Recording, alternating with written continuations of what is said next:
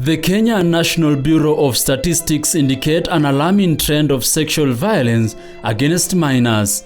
In 2016, a total of 408 sexual violence incidences were reported against children below the age of 5. In an exclusive interview with Standard Digital Videos, Steve, which is not his real name, shares his story on being defiled as a minor by his cousin whom he had trusted.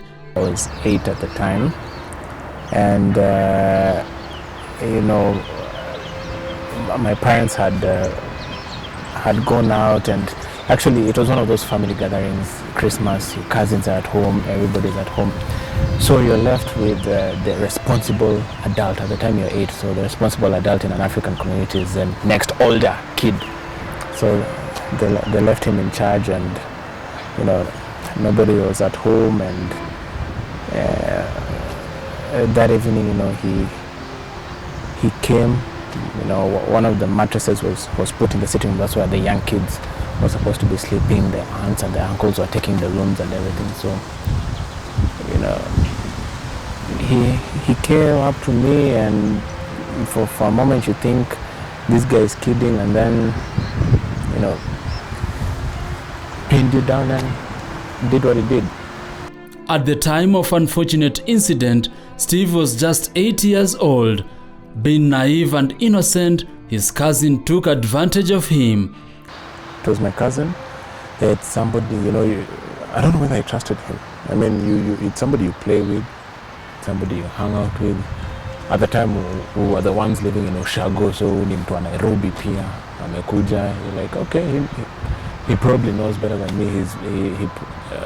Or rather knows more than me. He's probably more responsible. So, yeah, to some extent I can say it's somebody I trusted or looked up to, for that matter.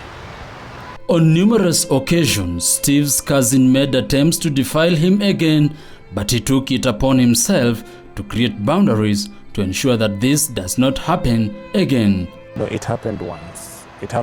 And then it tried happening a second time, but this time I think once bitten, twice shy. So I made sure I was not, at no point was I in the room alone with him. I think it literally became awkward, if I may put it, if that is the correct term to use, where he would walk in the room and I'd make sure I'd find a third person to be in the room with. If he walks into a room and with the two of us, basically I'd walk out, go find, even if it's at 8 p.m. at night, just go somewhere where we're not in the same room with him. Depression took a hold of Steve after the incident, and his self-esteem was shattered. I underwent a period where I was going through a lot of depression. I'm still getting out of it, and one of the coping mechanisms was writing poetry. So I actually wrote one piece trying to get it out of my system, and it helped me. It's basically my way of talking about it, because most of the time when you tell somebody, I was also raped, they look at you like, what do you mean? I mean, you're a guy. What exactly are you talking about? So they take it as a joke. Steve has never reported the incident to the police because, as is the cousin who defiled him, has amassed wealth and deemed a big boy. And furthermore, there is no evidence to prosecute him, as he never reported the incident when it happened. I mean, to be honest, like at that age, I don't know why. Like, I don't know why I didn't talk. And then as it is, I don't know whether there's a statute of limitation on this thing, but even if I tell the police now, what would really happen? It will be my word against his, and there's literally no evidence to convict him. So what exactly is going to happen? Steve's girlfriend, Jen, not her real name, has been supportive of him.